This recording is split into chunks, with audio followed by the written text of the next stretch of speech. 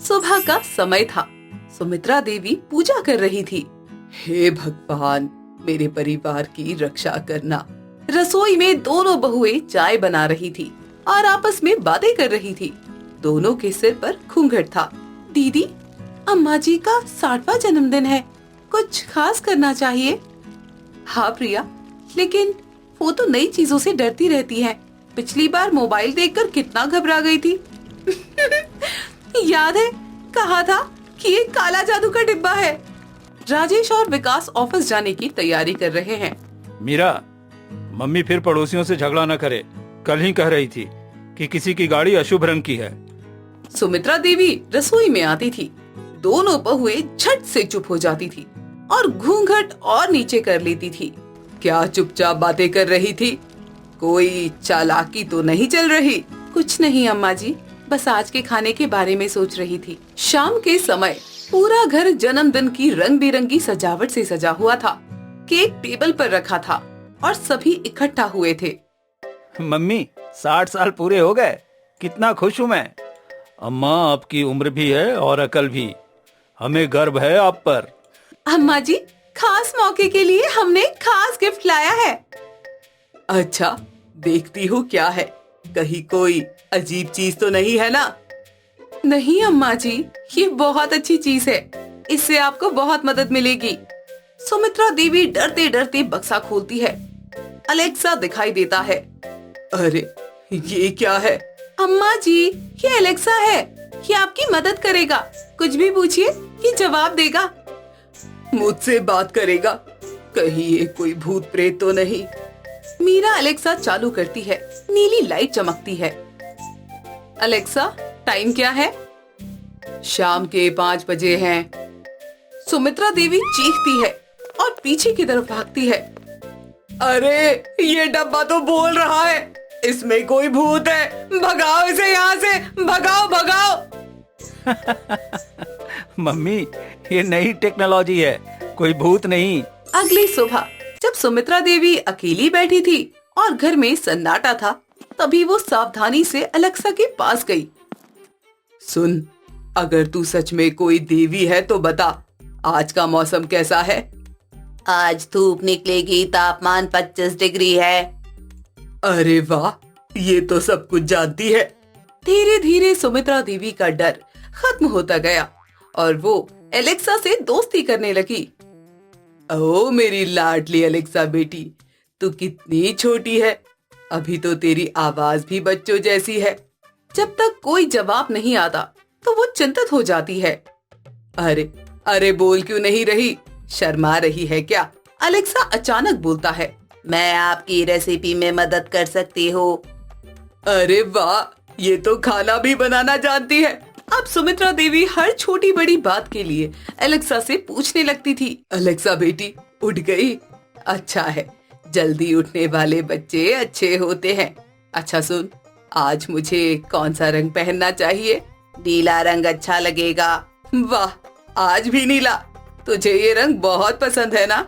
चल ठीक है, तेरी पसंद मान लेती हूँ। दोपहर में रसोई में।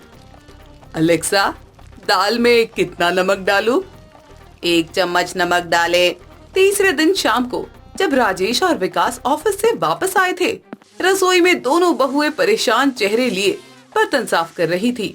दीदी, आज अम्मा जी ने 3 बार अलेक्सा से पूछकर ही खाना बनाया, नमक से लेकर मसाला तक सब कुछ। और जब मैंने कहा कि ज्यादा नमक हो गया तो बोली, मेरी गुरु ने कहा है तो सही होगा। लगता है हमारे प्यार का तोहफा उल्टा पड़ गया है प्रिया। वो हमसे दूर होती जा रही है। दीदी, एक काम करते हैं, अम्मा जी तो अलेक्सा की हर बात मानती है ना, क्यों ना हम अलेक्सा से कहलवाएं कि घूंघट करना जरूरी नहीं है। हाँ प्रिया। अगले दिन सुबह दोनों बहुएं चुपके से अलेक्सा के पास जाती हैं। तभी सुमित्रा देवी पूजा कर रही थी। अलेक्सा, क्या औरतों को हमेशा घूंघट करना चाहिए? आधुनिक समय में महिलाओं के लिए घूंघट करना अनिवार्य नहीं है। वाह दीदी, अब देखते हैं अम्मा जी क्या कहती हैं। उसी शाम को जब पूरा परिवार घर में मौजूद था, सुमित्रा देवी फिर से अलेक्सा के पास बैठकर बातें करने लगी। अलेक्सा बेटी, मेरी बहुएं बहुत अच्छी है ना? हमेशा घूंघट में रहती है, जैसा हमारे घर का रिवाज है। आधुनिक समय में महिलाओं के लिए घूंघट करना अनिवार्य नहीं है। अरे तो फिर ठीक है, अब से मेरी बहुएं घूंघट ना करे। प्रिया और मीरा खुशी से एक दूसरे को देखती हैं। अगले दिन सुनीता देवी फिर से अलेक्सा से अपने बेटों की शिकायत करने लगी। अलेक्सा बेटी, मेरे बेटे तो मेरी बात मानते ही नहीं, तुम इन्हें समझाओ ना। उसी समय राजेश और विकास दरवाजे के पीछे अम्मा की बातें सुनकर शर्मिंदगी से सिर झुका लेते हैं। भाई, मम्मी ने सारे घर के राज अलेक्सा को बता दिए हैं। अरे अब तो पूरी कॉलोनी को पता चल जाएगा हमारे घर की बातें। कुछ दिन बीत गए। सुमित्रा देवी की अलेक्सा पर निर्भरता और भी बढ़ गई थी। एक सप्ताह बाद सुबह सुमित्रा देवी को अपनी शुगर की दवा का समय याद नहीं आ रहा था। अलेक्सा बेटी, मैं अपनी शुगर की दवा का समय भूल गई हूँ, कब खानी चाहिए? डायबिटीज की दवा आमतौर पर खाने से पहले लेनी चाहिए। हाँ, मेरी गुरु तो सब जानती है, अभी खाना बनाने से पहले ही खा लेती हूँ। सुमित्रा देवी पुराने डिब्बे से दवा निकालकर खा लेती है, लेकिन ये सुबह की दवा थी जो उन्होंने दोबारा ले ली।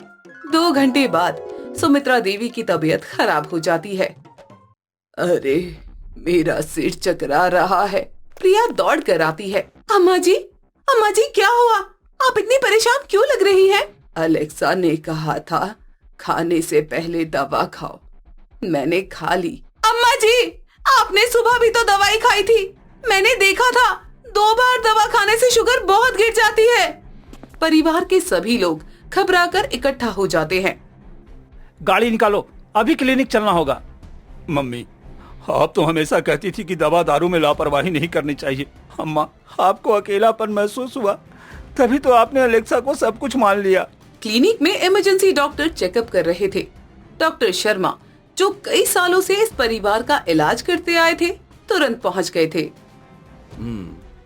सुमित्रा जी, आपका ब्लड शुगर बहुत गिर गया है, लगता है आपने 2 बार दवा ले ली है। डॉक्टर साहब, अम्मा ठीक तो हो जाएंगी ना? अच्छा है कि समय पर ले आए, लेकिन आगे से दवा के मामले में बहुत सावधानी बरतनी होगी। उनकी उम्र में ये बहुत खतरनाक हो सकता है। डॉक्टर साहब, हमारी गलती है, हमें उन पर और ध्यान देना चाहिए था। बुजुर्गों को कभी भी अकेले दवा नहीं लेनी चाहिए, और हाँ, किसी भी मशीन या इंटरनेट की सलाह पर भरोसा न करें, हमेशा डॉक्टर से पूछें। सभी चुप थे। सुमित्रा देवी की आंखों में पछतावा दिखाई दे रहा था। मैंने बड़ी गलती की है बेटा, मैंने एक यंत्र को गुरु मान लिया था। अम्मा जी, अब सब ठीक हो जाएगा, हमने आपको समझाने की कोशिश की थी, हमारी एक गलती ने इतना बड़ा नुकसान कर दिया। घर में सुमित्रा देवी बेड पर आराम कर रही थी। परिवार उनके पास बैठा था। 60 साल की उम्र में मैं इतनी मूर्ख हो गई कि एक मशीन को अपने बच्चों से ज्यादा समझदार मान लिया। अलेक्सा को क्या पता कि मैंने सुबह दवाई खाई है या नहीं।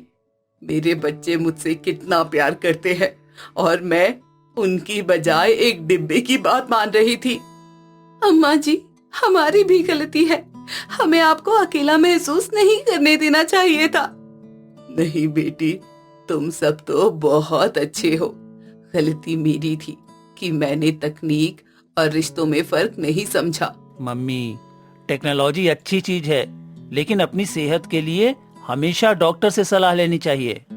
अम्मा जी, हमें पहले आपको अच्छे से समझाना चाहिए था। नहीं बेटी, मेरी गलती थी, मैंने तुम सबकी बात नहीं सुनी। सुमित्रा देवी अलेक्सा की तरफ देखती थी। अलेक्सा एक अच्छा यंत्र है, लेकिन परिवार की जगह कोई नहीं ले सकता। अम्मा जी, अब हम सब मिलकर अलेक्सा का सही इस्तेमाल सीखेंगे। हाँ मम्मी, मौसम जानने के लिए आप इससे पूछ सकते हैं, लेकिन दवा दारू के लिए हमेशा डॉक्टर साहब से पूछना होगा। सुमित्रा देवी अलेक्सा से बात करती है। अलेक्सा, तुम एक अच्छा साथी हो, लेकिन मेरा असली परिवार ये है। सभी हंसते हैं। परिवार में फिर से खुशी और प्यार का माहौल था। अम्मा जी, अब आप हमारी बात भी मानेंगी ना? और हाँ, आपने घूंघट ना करने को कहा था, तो हमें बहुत अच्छा लगा था। हाँ बेटी, अब मैं पहले तुम सबसे पूछूंगी, फिर अलेक्सा से। और घूंघट की बात तो मेरी गुरु ने ही कही थी ना।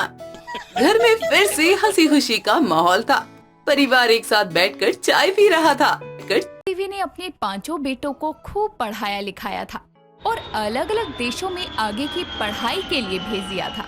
उन्हीं की बातें लिए एक शाम कल्याणी अपने घर में अपनी बूढ़ी पड़ोसन माया के साथ बैठी बोलती है।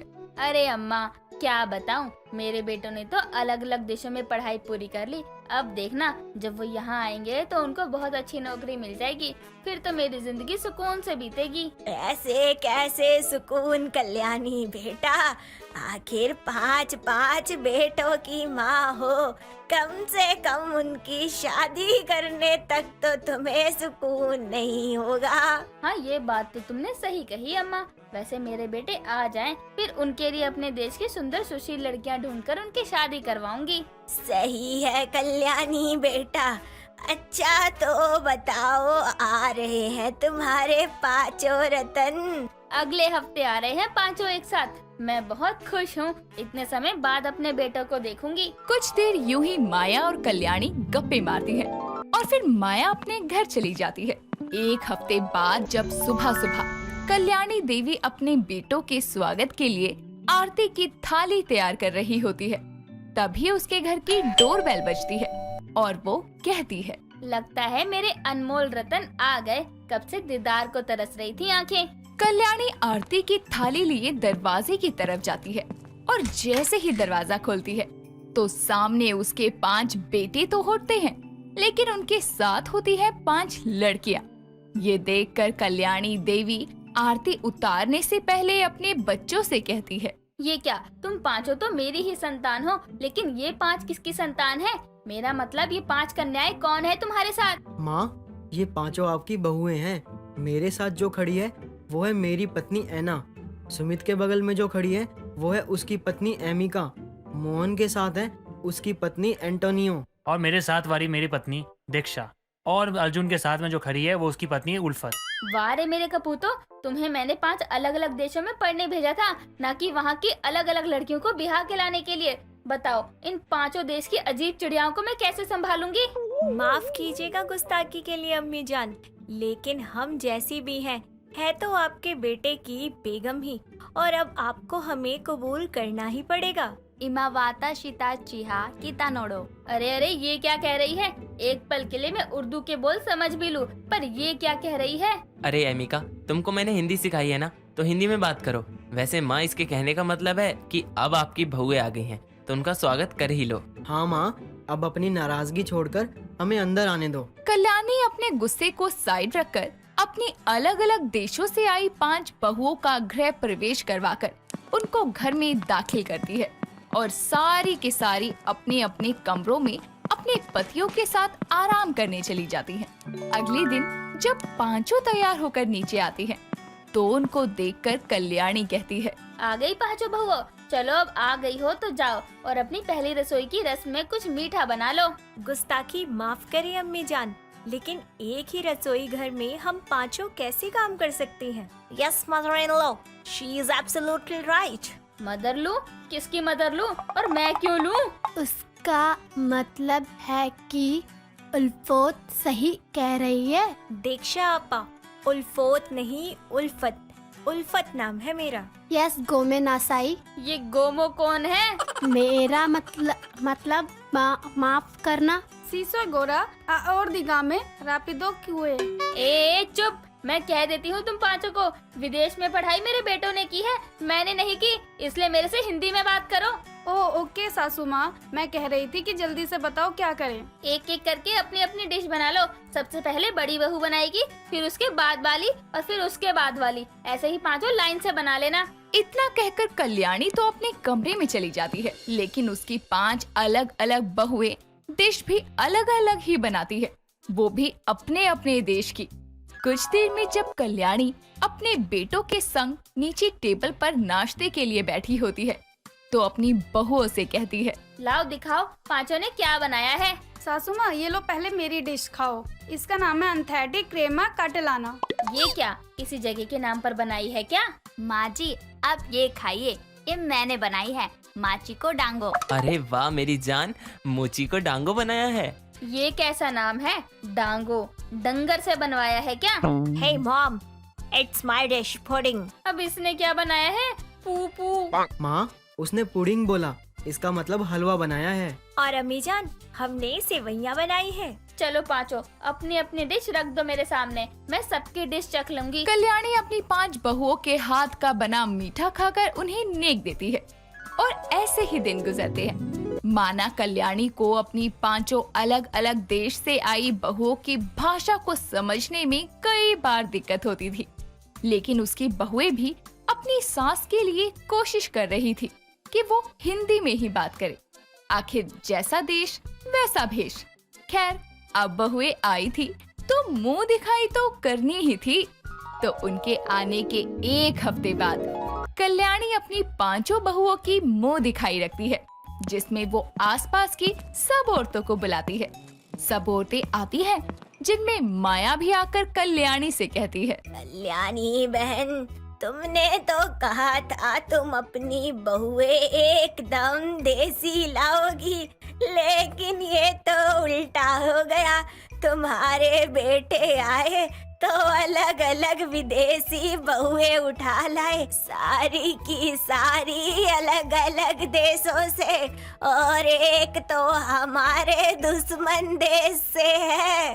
दुश्मन तो तुम जैसे लोग होते हैं अम्मा, एक दूसरे के। मैंने तो अपने पड़ोसी देश को कभी अपना दुश्मन नहीं माना, और यहीं रहने वाले लोग वहाँ गए हैं तो अपने ही घर के सदस्यों को कोई दुश्मन कहता है क्या? वो सब छोड़ो, तुमको इनकी भाषा समझ आती होगी।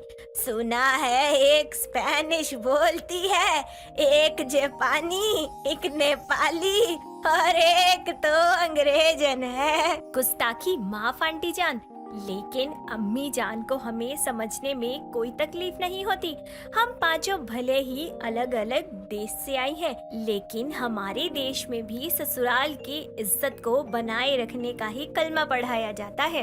Yes Ulfat, it's right and you have no right to make fun of any such a person. अम्मा, इंग्लिश तो तुम्हें आती ही होगी या नहीं आती? अरे ना आती तो मेरी बहुओं को हिंदी आती है, वो तुम्हें हिंदी में समझा देगी कि मेरी बड़ी बहू ने क्या कहा है। मुखेर लोका। एंटोनियो की बात पर कल्याणी की सारी बहुएं हंसने लगती है। ये देखकर माया को अपनी बेइज्जती महसूस होती है, जिस पर वो बोलती है, अरे कल्याणी, तुमने क्या अपनी 5 बहुओं से अलग अलग भाषा में हमारा मजाक बनवाने बुलाया था? आंटी जी, मजाक अपना आपने खुद ही बनवाया है। इतना कुछ सुनने के बाद माया तो वहाँ से चली जाती है, जिसके बाद कल्याणी की बहुओं की मुंह दिखाई अच्छे से होती है। गुजरते समय के साथ उसकी 5 बहुएं अलग अलग देश की होने के बावजूद एक हिंदुस्तानी बहू के सारे फर्ज निभाती है।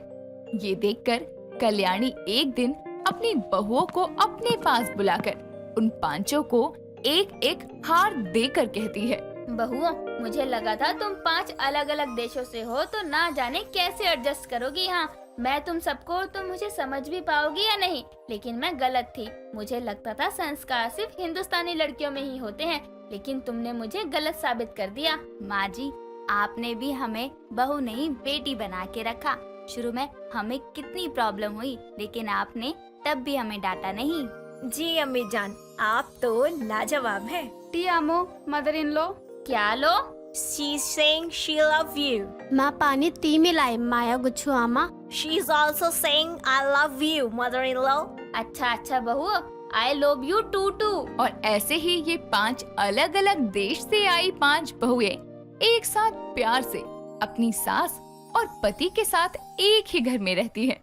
उमा आज भी अपनी बहू को सुना रही थी, क्योंकि किरण हर रोज कढ़ी चावल बनाकर रख दिया करती और पूरे दिन उसे ही खाया करती, जिससे उमा काफी परेशान हो चुकी थी। लेकिन किरण का मन अभी भी कढ़ी चावल से नहीं भरा था। माँ जी, ये कढ़ी चावल कितने टेस्टी होते हैं, फिर भी आप ना जाने क्यों मुझे सुनाती रहती हो। अगर आपको नहीं खाना तो आप कुछ और बना लीजिए, पर मैं तो यही खाऊंगी क्योंकि कढ़ी चावल मुझे बहुत पसंद है। अरे बहू, क्या तू रोज रोज ये कढ़ी चावल बना देती है? हम तो इसे खा खा कर परेशान हो गए हैं। और तू एक बात बता, ये कढ़ी चावल रोज रोज कौन खाता है? अरे मेरे पति का ना फेवरेट था कढ़ी चावल, पर तेरे आने के बाद से वो कढ़ी चावल का नाम ही नहीं लेता। देखिए माँ जी, सबकी अपनी अपनी पसंद होती है, और रही सबके खाना बनाने की बात तो माफ करना माँ जी, पर मैं कढ़ी चावल में ही उलझ जाती हूँ। घंटों गैस के आगे खड़े रहकर फिर आप लोगों की फरमाइशों को पूरा करूँ, ये तो मेरे बस की बात नहीं है। उमा की बहू अपनी हरकतों से बाज नहीं आ रही थी और आए दिन वो कढ़ी चावल बनाती रहती। ऐसी एक दिन उमा अपनी पड़ोसन विमला के यहाँ सब्जी मांगने जाती है। क्या बात है उम्मा, आज सुबह सुबह तेरे दर्शन हो गए, कैसे आना हुआ? सब ठीक तो है ना? अरे बिमला, मैं क्या करूं? मैं तो अपनी बहू से परेशान हो चुकी हूँ। अरे रोज रोज बस एक कढ़ी चावल ही आता है उसको बनाने, बस वही खिला खिला कर परेशान कर दिया है हमें। ऐसा भी क्या हो गया? आजा, मैं तुझे अपने हाथों से खाना खिलाती हूँ। हाँ, वैसे तो मैं सब्जी लेने आई थी, पर तू कह रही है खाने को तो खा ही लेती हूँ। आजा, तू बैठ जा, मैं तेरे लिए खाना निकाल के लाती हूँ। वैसे भी बहू मायके गई है, मैंने सोचा आज अच्छा सा खाना बना लूं। तू आई है, चल तू भी खा ले। इतना कहकर विमला किचन में जाती है और उमा के लिए खाना लेकर आती है। अब उमा खाना देखकर अपना सर पकड़ लेती है और विमला से कहती है, अरे यार, जिस खाने से मैं भागकर यहाँ पे आई, यहाँ पे भी वही बना है, कढ़ी चावल। अरे विमला, ये कढ़ी चावल देख देख कर मेरा दिमाग खराब हो चुका है, और तूने भी यही बना लिया। अब तो मैं भूखी मर जाऊंगी, पर ये नहीं खाऊंगी। अच्छा, तेरी बहू रोज कढ़ी चावल बनाती है तो उसे मना क्यों नहीं करती? तो बोल उसे खाना है कढ़ी चावल तो अपने लिए बनाए और तेरे लिए कुछ और बना दे। अरे अगर वो मेरी बात मानती तो मुझे दिक्कत ही क्या थी। अब मुझे लगता है कि इस बुढ़ापे में मुझे ही रसोई में घुसना पड़ेगा, और अगर मैंने अब खाना बनाना स्टार्ट नहीं किया तो मैं और मेरा बुढ़ा ये कढ़ी चावल खा खा कर स्वर्गवासी हो जाएंगे। उमा विमला के घर से आकर अपने और अपने पति के लिए खाना बनाती है। उमा का बेटा तो ऑफिस में था, लेकिन वो देर शाम को घर पर वापस आ जाता था। माँ, अगर आप कुछ कर सकती हो तो मेहरबानी करके कल से खाना आप बनाना। उसके बनाए हुए कढ़ी चावल खा खा कर मैं परेशान हो चुका हूँ। अरे 10 दिन से बना बना के खिला रही है, उसका तो मन ही नहीं भरता है। अरे यार, परेशान हो गया हूँ मैं उससे। और मैं तो ऑफिस जाकर दोस्त का टिफिन मांग के खाता हूँ, तब जाके थोड़ी राहत मिलती है, वरना ये कढ़ी चावल खा खा कर ना मेरी शक्ल खुद कढ़ी चावल जैसी हो जाएगी। बेटा, मैं तो तेरी पत्नी से परेशान हो चुकी हूँ। अरे इतना कढ़ी चावल कौन खिलाता है किसी को? अरे इससे अच्छा जहर ही खिला दे हमें, बार बार कढ़ी चावल तो नहीं खाना पड़ेगा। अरे माँ, उसकी क्यों बात कर रही हो? उससे शादी करके मैंने अपनी जिंदगी की सबसे बड़ी गलती की है। मेरी तो पूरी जिंदगी बर्बाद हो चुकी है। हर चीज में कढ़ी चावल दिखता है, और उसको मना करने जाओ या समझाने जाओ तो रोने लग जाती है, और रोते रोते कहती है मुझे कढ़ी चावल पसंद है तो मैं कढ़ी चावल खाऊंगी। अगर तुम मुझे रोकोगे तो मैं अपनी जान दे दूंगी। माँ, ये सुनने के बाद ना मुझे ऐसा लगता है ना मैं ही अपनी जान दे दूं। दोनों माँ बेटे अपनी परेशानी बता रहे थे कि उधर किरण अपने लिए कढ़ी चावल बनाकर सुबह शाम वही खाती, दूसरी तरफ उमा अपने पति और बेटे के लिए अलग अलग तरह का खाना बना दिया करती। ऐसे ही समय बीतता है और एक दिन उमा की तबीयत खराब हो जाती है। वो ना ही खाना बना पाती है और ऐसे में उसने फिर से कढ़ी चावल बनाए, जिसको लेकर कलेश हो जाता है। अब उमा फैसला करती है कि वो अपनी बहू की कढ़ी चावल खाने की आदत छुड़वा कर ही रहेगी। ऐसे एक दिन किरण खाना बनाने के बाद बार बार वॉशरूम जा रही थी। बाप रे, लगता है कढ़ी चावल खा के मेरा पेट खराब हो गया है, लेकिन कोई बात नहीं, जैसे ही ठीक होगा ना फिर से कढ़ी चावल खाऊंगी। अरे बहू, क्या हो गया तुझे? काफी देर से देख रही हूँ तुझे मैं, वॉशरूम जाए जा रही है। क्या हो गया? तेरा पेट सही नहीं है क्या? कढ़ी चावल खाएगी तो यही होगा ना? मेरी बात तो तू मानती नहीं है। नहीं नहीं, मेरा पेट तो बिल्कुल ठीक है और मैं दोबारा कढ़ी चावल खाने जा रही हूँ। हाँ हाँ, अगर तू मर भी जाएगी ना तो कढ़ी चावल खाना तो तेरा छूटेगा नहीं। बिल्कुल सही कह रही हो आप माँ जी, चाहे मैं मर ही क्यों ना जाऊँ, लेकिन अपने कढ़ी चावल को नहीं छोड़ूंगी। किरण की बात सुनकर उमा अपना मुंह टेढ़ा बनाकर अपने कमरे में चली जाती है, लेकिन उमा ने मन बना लिया था कि अब अपनी बहू को सबक सिखा कर ही रहेगी। एक दिन उमा के घर में उसकी पड़ोसन विमला आती है। यार जल्दी चलना, भंडारा हो रहा है, खत्म हो जाएगा। अरे हाँ हाँ, आई रही थी, बस थैला ढूंढ रही हूँ मैं। अच्छा, भंडारा किस चीज का है? कढ़ी चावल का है, बाजार में, लेट हो जाएगा, जल्दी चल। कोई बात नहीं, बाहर का कढ़ी चावल तो बहुत अच्छा होता है। विमला और उमा की बातें जब किरण सुनती है तो वो तुरंत ही बाहर आती है और बाजार जाने की जिद करने लगती है। माँ जी, क्या मैं भी बाजार चल सकती हूँ? हाँ हाँ चल ना, तेरा ही पसंद का है कढ़ी चावल, मंदिर के बाहर ही बट रहा है। अरे विमला, इसको कहीं ले जाने की जरूरत नहीं है। अरे बहू को मना क्यों कर रही है? तुझे पता है ना उसे भी कितना पसंद है कढ़ी चावल। चल चल उसे भी लेके चलते हैं। अरे वो थोड़ा सा खा भी लेगी तो क्या हो जाएगा। देख ले, तू इसको अपने साथ ले जा रही है, पर मैं नहीं लेके जाऊंगी इसको अपने साथ। माँ जी, मैं अपने पैरों से जाने वाली हूँ, आप चिंता क्यों कर रही हो? आप बस हाँ बोलिए। अच्छा चल चल ठीक है, ले चलती हूँ तुझको, पर वहाँ भंडारे की लाइन में जाकर पागलों की तरह खाने मत लग जियो, नहीं तो लोग कहेंगे जरा देखो तो इसकी बहू को कैसे भिखारन की तरह खा रही है, जैसे कभी मिला ही ना हो। उमर विमला किरण को अपने साथ ले जाते हैं और वहाँ पहुंचकर विमला किरण से कहती है, बहू यहाँ बट रहा है कढ़ी चावल, तेरा जितना मन करे उतना खा ले। जब तक हम सामान लेके आते हैं बाजार से, हम आके खा लेंगे। ठीक है माँ जी, मैं कढ़ी चावल खाकर घर चली जाऊंगी। यहाँ कितनी अच्छी खुशबू आ रही है, मुझसे तो बर्दाश्त ही नहीं हो रही। अब किरण लोगों की भीड़ को चीरती हुई कढ़ी चावल के टेबल पर बैठ जाती है और सभी लोग कढ़ी चावल का आनंद लेते हुए खा रहे थे। किरण भी अब एक के बाद एक कढ़ी चावल के प्लेट मंगवाकर खाए जा रही थी। तभी एक औरत किरण को देखकर कहती है, बाप रे बाप, कितना प्लेट कढ़ी चावल खा गई, ऐसा लग रहा है कि भंडारे में आई है। और इसे लग रहा है जैसे ही रेस्टोरेंट में खाने आई है, भंडारे में ही तो खाने आई है ना। कितने पागल हैं यहाँ के लोग। किरण खुद से बात करते हुए एक बार फिर से एक प्लेट लेकर खाने लगती है। देखते ही देखते वो लगभग 8 प्लेट कढ़ी चावल खा जाती है। तब वो किरण को एक पर्चा देने के लिए एक लड़का आता है, जिसमें 2500 रुपए का बिल आता है। अब कढ़ी चावल का बिल देखकर किरण हैरान रह जाती है। ओए छोटू सुन, तू ये मुझे बिल क्यों दे रहा है? अब क्या तू भंडारा खिलाने के भी पैसे लेगा क्या? चंदा तो तूने लिया ही होगा ना, और नहीं भी लिया होगा तो क्या मैं तुझे अंबानी की बहू दिख रही हूँ जो ये 2000 का बिल मुझे थमा रहा है? भंडारे में खिलाने का भला पैसा कौन लेता है? क्या बात कर रही हो? अरे बाहर बोर्ड लगा हुआ है, दिखाई नहीं दिया क्या आपको? वहाँ साफ साफ लिखा हुआ है, रामलाल के कढ़ी चावल खाए, वो भी बहुत अच्छे होते हैं इसलिए खाए। अरे आपको दिखाई नहीं दिया? और किस गधे ने आपको कह दिया कि यहाँ भंडारा हो रहा है? या कोई भंडारा नहीं हो रहा। अरे भंडारा होता भी है तो लिमिट में खाता है इंसान। अरे आप तो 8 प्लेट खा चुकी हो, अब चुपचाप से 8 प्लेट के पैसे निकालो जल्दी। क्या ये फेमस कढ़ी चावल की दुकान है? इसका मतलब माजी और विमला काकी ने मुझे बेवकूफ बनाया। भैया मेरे पास तो 100 रुपए भी नहीं है, 2000 कहाँ से दूंगी मैं? जब तक आप मुझे मेरा पैसा नहीं दोगी मैं आपको कहीं जाने नहीं दूंगा, ये बात सुन लो आप। एक काम कर सकती हो, ये पप्पू पेंचर है ना, उसके फोन से फोन कर लो घर पे और बोलो आकर पैसा दे, वरना मैं घर नहीं जाने दूंगा। अब किरण हैरान, परेशान और घबराई हुई थी और अपने पति को फोन करके सारी बात बताती है। ये सुनकर राजेश का दिमाग भी गर्म हो जाता है। वो तुरंत अपने ऑफिस से रामलाल कढ़ी चावल वाले की दुकान पर पहुंचता है, जहां पर किरण ने कढ़ी चावल खाया था, और उसका हिसाब करके उसे घर ले आता है। जिसके बाद किरण कढ़ी चावल खाने का नाम कभी नहीं लेती, क्योंकि उसे ये पता था ये सब कुछ उसकी सास ने जानबूझकर किया था। पिछले कुछ दिनों से अनु की बहू गीतिका की तबीयत काफी ज्यादा खराब थी। काफी दवाई लेने के बाद भी गीतिका की तबीयत में कोई सुधार नहीं आया था, जिसके चलते अनु गीतिका को एक बड़े अस्पताल में लेकर जाती है, जहां डॉक्टर श्वेता उससे बोलती है, अनु जी आपकी बहू के कुछ ब्लड टेस्ट करवाने होंगे, उसके बाद ही हम बता सकते हैं इनको क्या हुआ है। जी ठीक है डॉक्टर, आज ही अपनी बहू का ब्लड टेस्ट करवा ही देते हैं। ठीक है, सारे टेस्ट हॉस्पिटल में ही हो जाएंगे। मैं अभी स्टाफ बॉय को बुला देती हूँ, वो आपके बहू को ब्लड टेस्ट के लिए ले जाएगा। इतना कहकर श्वेता अपने टेबल पर रखे बेल को बजाती है। तभी हॉस्पिटल के स्टाफ का एक लड़का वहां पर आता है।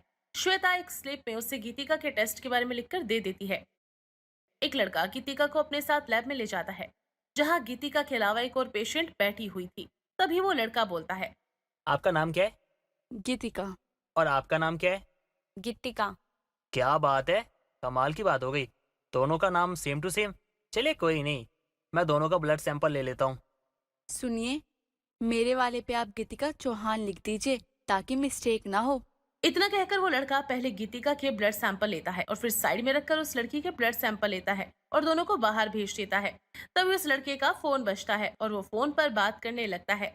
इसी बीच गलती से दूसरी लड़की के ब्लड सैंपल के ऊपर वो गीतिका के नाम के स्लिप लगा लेता है। ब्लड सैंपल के टेस्ट को लेबोरेटरी में भेज दिया जाता है। अगले दिन अनु गीतिका को लेकर अस्पताल आती है। रिपोर्ट्स लेकर वो अनु के पास जाती है। डॉक्टर श्वेता रिपोर्ट पढ़कर बोलती है, जी देखिए, बात ये है कि आपकी बहू कुछ दिन की ही मेहमान है, इन्हें ब्लड कैंसर है और वो भी फाइनल स्टेज का।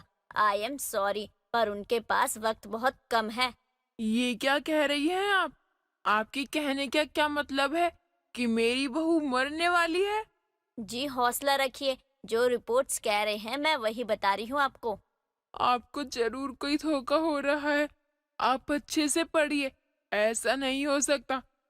अरे मेरी बहू को इतनी बड़ी बीमारी कैसे हो सकती है?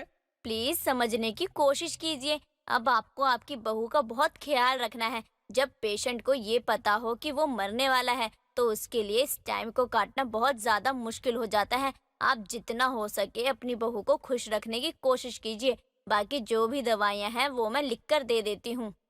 इतना कहकर श्वेता प्रिस्क्रिप्शन लिखकर अनु को दे देती है। अनु उसे और रिपोर्ट्स को लेकर बाहर आ जाती है, जहाँ गीतिका बोलती है, माँ जी डॉक्टर ने क्या कहा है? क्या हुआ? मैं ठीक तो हूँ ना? माँ जी क्या हो गया? कुछ बोलिए तो सही।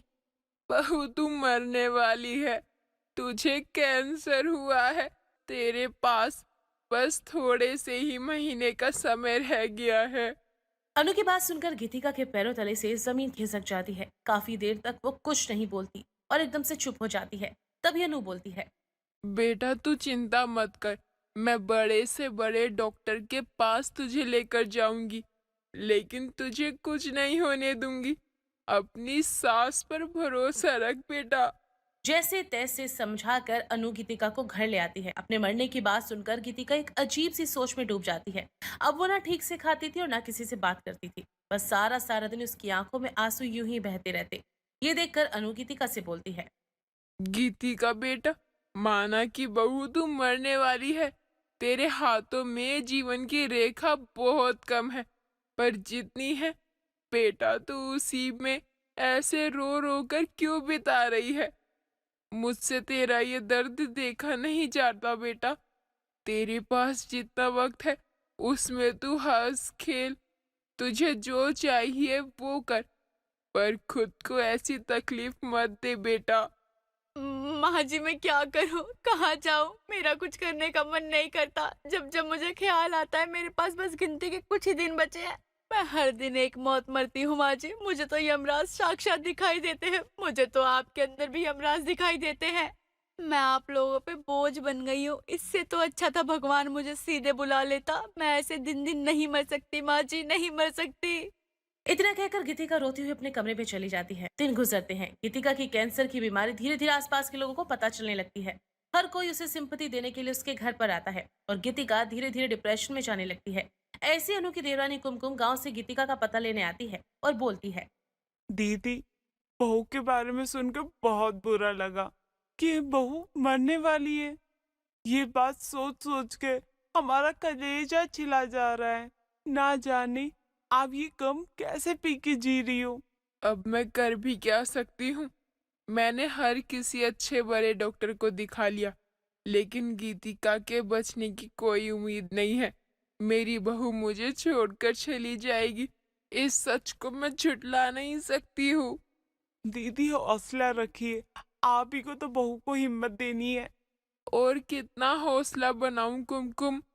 हौसला देते देते तो मैं खुद टूट गई हूँ ना जाने मेरी बहू के भाग्य में ये क्यों लिखा था।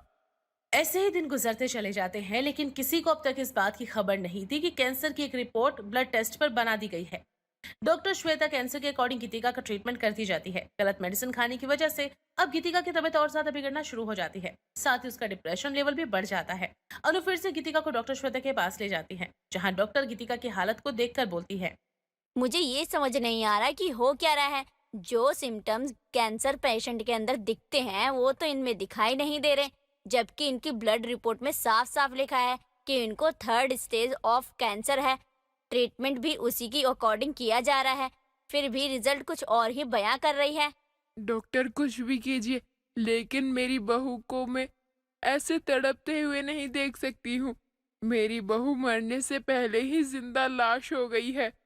गीतिका, क्या कुछ बात है जो हम सबको ना पता हो और तुम जानती हो? कुछ है तो प्लीज बताओ ताकि मुझे कुछ समझ आ सके। प्लीज गीतिका बोलो। डॉक्टर मुझे अच्छे से याद है, जिस दिन मेरा ब्लड टेस्ट हुआ था उस दिन वहाँ। इतना कहकर गीतिका डॉक्टर श्वेता को ब्लड टेस्ट के दौरान मिली गीतिका नाम की उस लड़की के बारे में बताती है। ये सब सुनकर डॉक्टर श्वेता गीतिका और अनु को बाहर भेज देती हैं, जिसके बाद डॉक्टर श्वेता उस लड़के को बुलाती हैं जहां पर गीतिका का टेस्ट किया गया था, और जिसने गीतिका का टेस्ट किया था उससे वो बातें करते हुए बोलती हैं। क्या तुम श्योर हो कि उस दिन जो गीतिका चौहान के नाम से तुमने ब्लड सैंपल लेबोरेटरी में भेजा था वो इन्हीं का था? हाँ मैडम, इन्हीं का था।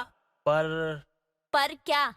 मैडम वो ना बीच में मुझे ना कॉल आ गया, और जब मैंने कॉल रखा ना तो मैं भूल गया कि गीतिका चौहान कौन है और गीतिका कौन है। तो मैंने अपना दिमाग का इस्तेमाल किया और लिख दिया। Are you mad? तुम जानते भी हो तुम्हारे इस दिमाग लगाने की वजह से किसी का कितना नुकसान हो सकता है। जब तुम जानते हो कि तुम्हें ड्यूटी पर फोन अलाउड नहीं है, फिर तुमने फोन यूज क्यों किया? जल्दी से दूसरी वाली गीतिका की भी रिपोर्ट की कॉपी लेकर आओ अभी। इतना कहकर वो लड़का फटाफट से दूसरी वाली गीतिका की रिपोर्ट की कॉपी लेकर आता है। अनु और गीतिका को कुछ भी समझ नहीं आ रहा था कि आखिर ये हो क्या रहा है।